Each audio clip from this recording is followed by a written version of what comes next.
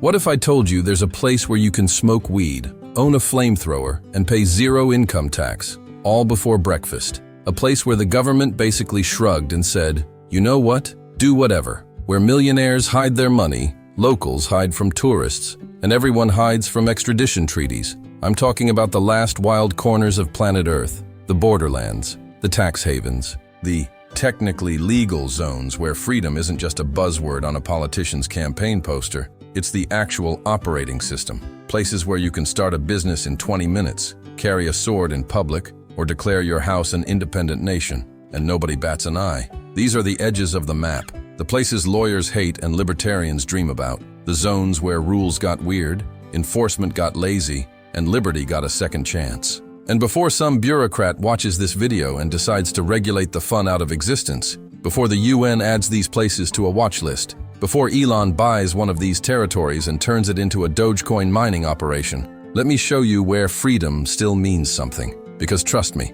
what you're about to see will make you question everything you thought you knew about borders, governments, and why we let them tell us what to do. But first, and I know this is super manipulative and you see right through it, if you believe in liberty, justice, and gaming the YouTube algorithm so I can afford to keep making these videos instead of getting a real job flipping burgers, smash that like button. Subscribe, ring the bell. Capitalism is beautiful, but only if you participate. And let's be honest, clicking a button is way easier than actually moving to a tax haven. Also, I promise this video has more plot twists than your last relationship, more drama than a reality TV show, and more questionable legal arrangements than a cryptocurrency startup. Let's go. Because let's be honest, you're tired. Tired of being taxed on your income, then taxed on what you buy with that income, then taxed on the property you bought with your taxed income, and then somehow getting taxed again when you die. It's like the government is subscribed to your wallet on Patreon with the highest tier. You're tired of needing a license to cut hair, a permit to build a deck, and government approval to sell lemonade on your own lawn. Your 8-year-old daughter can't be an entrepreneur without filing paperwork. That's not freedom. That's a bureaucracy cosplaying as civilization. You're exhausted from being told what you can put in your body, what you can say on the internet, and what kind of light bulb you're morally allowed to screw into your own ceiling. Apparently, your personal choices are a matter of national security. You feel like a hamster on a wheel made of red tape, running faster and faster just to stay exactly where you are. Every year, more rules, more compliance, more forms to fill out in triplicate. You work half the year just to pay taxes. The other half to afford the things taxes made more expensive. And deep down, really deep down, past the cynicism and the memes and the resignation, you wonder if there's anywhere left on Earth where you can just be free, where you can breathe without permission, where success isn't suspicious, where the default answer isn't no and here's a fine. Spoiler alert, there is, sort of, kind of. It's complicated. And some of these places are absolutely insane. Today, I'm taking you to the borderlands, the gray zones, the forgotten corners, the places where maps get blurry and laws get creative. We're talking tax havens in the Caribbean where your money goes to retire before you do. Micronations that exist in legal loopholes smaller than a studio apartment. Special economic zones where capitalism got drunk and made some really interesting decisions at 2 a.m. Autonomous regions where the government said, we give up, just don't cause problems. Islands where the biggest industry is helping rich people avoid accountability. Cities built from scratch with their own legal systems because the old ones weren't entrepreneur-friendly enough. These are the places the history books forgot to mention, and your high school geography teacher definitely skipped, because they're weird, messy, and don't fit into the narrative of how countries are supposed to work. The places where freedom still means something, even if that something is wildly unregulated and possibly dangerous, or legally dubious but technically allowed, or everyone's pretending this makes sense. Some of these places are utopias. Some are disasters. Most are both at the same time. Welcome to the edges of the map, the borderlands, the last wild west of the modern world. Let's go. Monaco, billionaire Disneyland. Picture this, a country smaller than Central Park, where 1 in 3 people is a millionaire, and the other 2 are their accountants, bodyguards, or yacht captains. Monaco, 2 square kilometers of, we don't do income tax here, darling. It's like someone took all the wealth of Wall Street, compressed it into the size of a shopping mall, removed all the poor people, and added a casino for flavor. Then they threw a Formula One race through the streets just to show off. The entire country is basically a gated community that became sovereign. Here's the thing, Monaco isn't hiding anything. They're not shy about it. They literally built their entire economy on rich people escaping taxes and then broadcast it to the world every year with the most glamorous car race on the planet. That's not a loophole, that's a flex. That's a country saying, we're a tax shelter, and we're proud. To live there, you need to prove you have over €500,000 just sitting around. Not invested, not tied up in assets. Just liquid cash that could evaporate tomorrow and you'd be fine.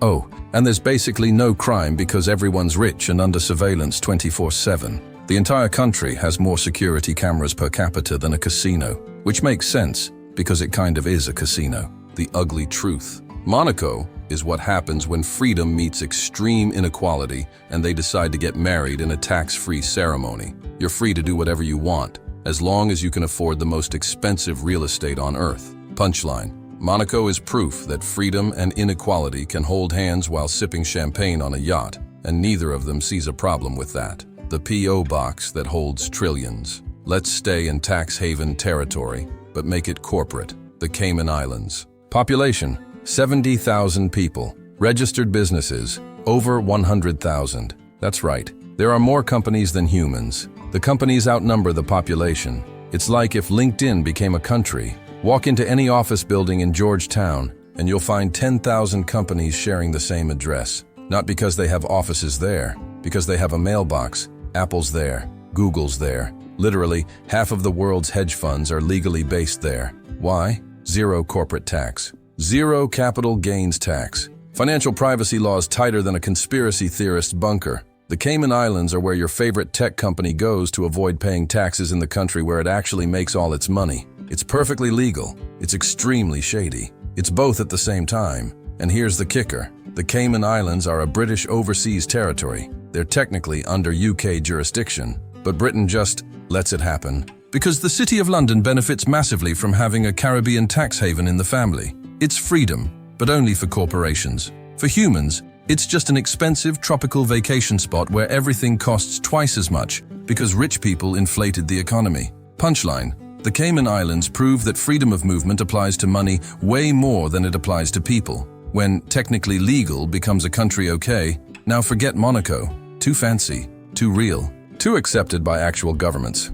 Let me tell you about Sealand, a rusted offshore platform 7 miles off the coast of England that declared itself an independent nation in 1967. Population, 4 people, maybe 5 if someone's visiting, maybe 2 if it's winter and nobody wants to deal with the North Sea. This place is what happens when a pirate radio DJ looks at an abandoned World War II sea fort and thinks, I could start a country here. And he did. Roy Bates, absolute legend, just moved his family onto this platform, raised a flag, and said, this is mine now. The British government tried to stop him. They sent boats. Roy fired warning shots. Literally, he shot at the British Navy. The courts ruled they had no jurisdiction because Sealand was in international waters. So now it exists, in a legal grey zone. An accidental country born from stubbornness and maritime law loopholes. They have their own flag, their own currency, their own passports, their own noble titles you can buy online for like $50. I'm not joking. You can become a lord or lady of Sealand right now.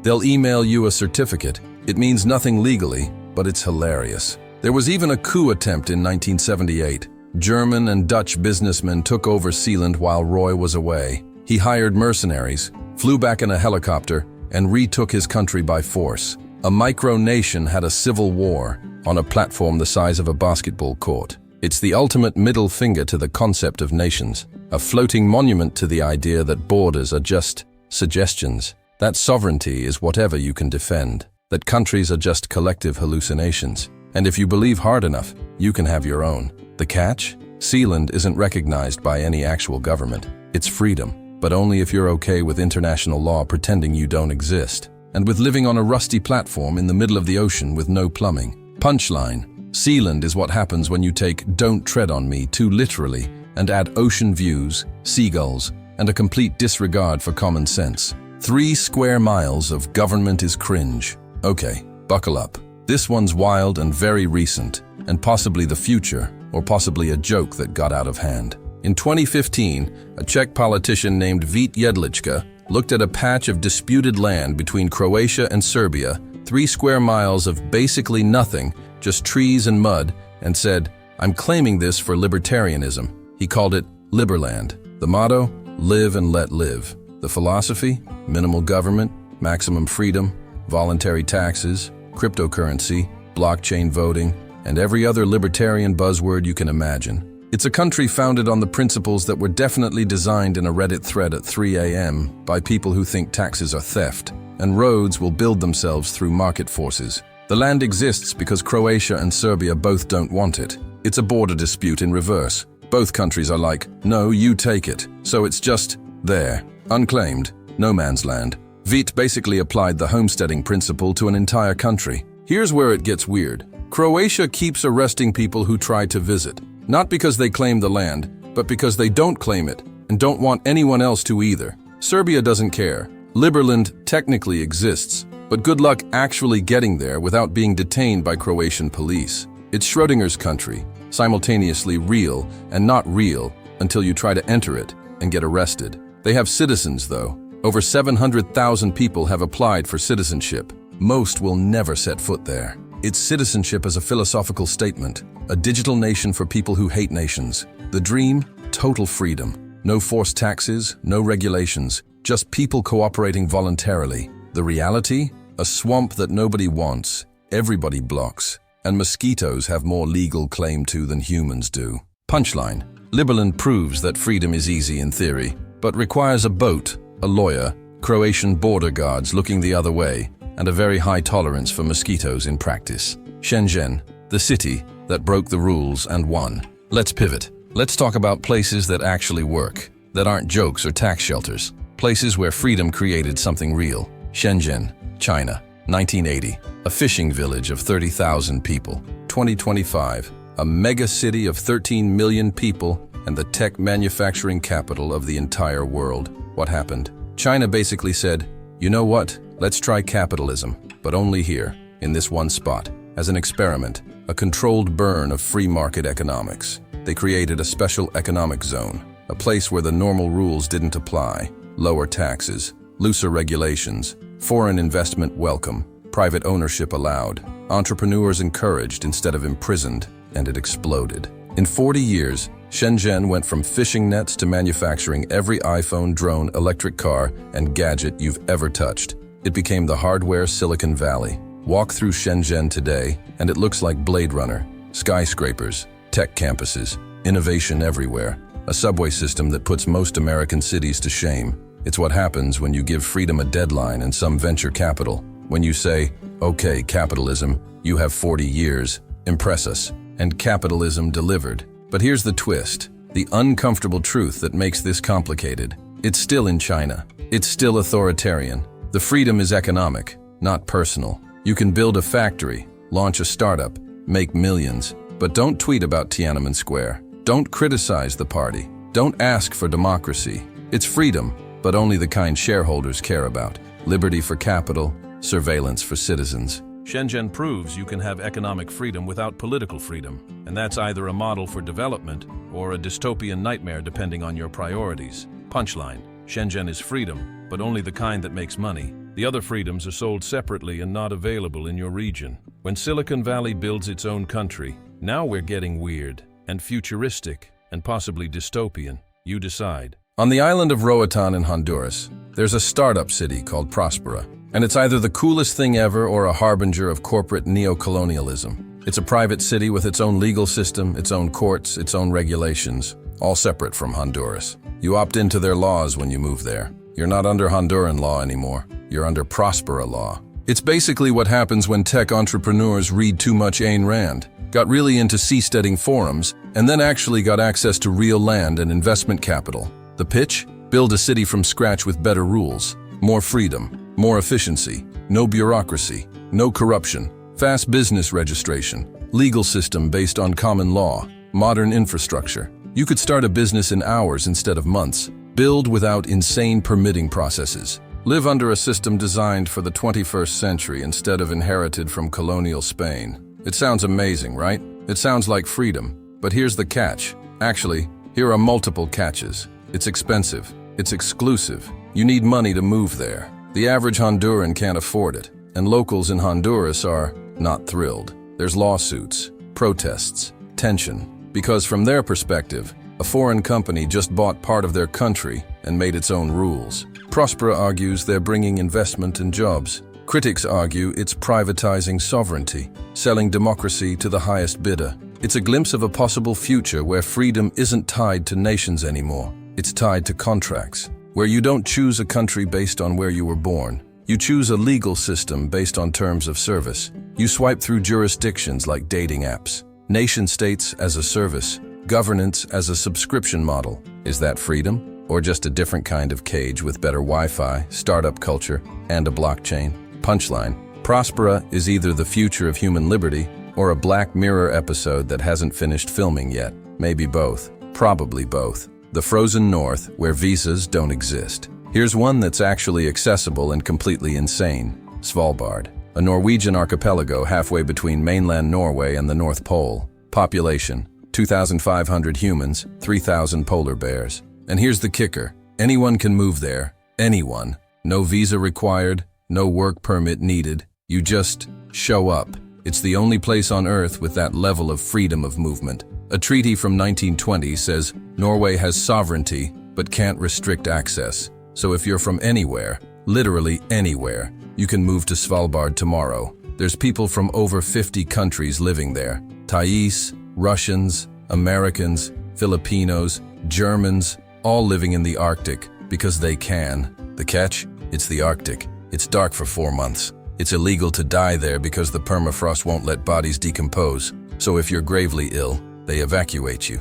You're required to carry a rifle when leaving town because of polar bears. It's freedom, but with polar bears and existential darkness. Punchline: Svalbard proves that true freedom of movement exists, but only if you're willing to live where even penguins said, nah, too cold. And here's where it gets crazy. Where this all goes from interesting to, oh no, this changes everything. Because these borderlands, these weird little pockets of freedom, they're not just curiosities anymore. They're spreading, they're multiplying, they're becoming a pattern. More special economic zones, more charter cities, more micronations, more people realizing that countries are just ideas we all agreed on, and maybe, just maybe, we can agree on something different. Technology is making it easier. Cryptocurrency means you can move money without banks. Remote work means you can live anywhere. Digital nomad visas mean countries are competing for residence. The nation-state had a monopoly on governance for 400 years. That monopoly is cracking. Maybe freedom doesn't come from fighting governments.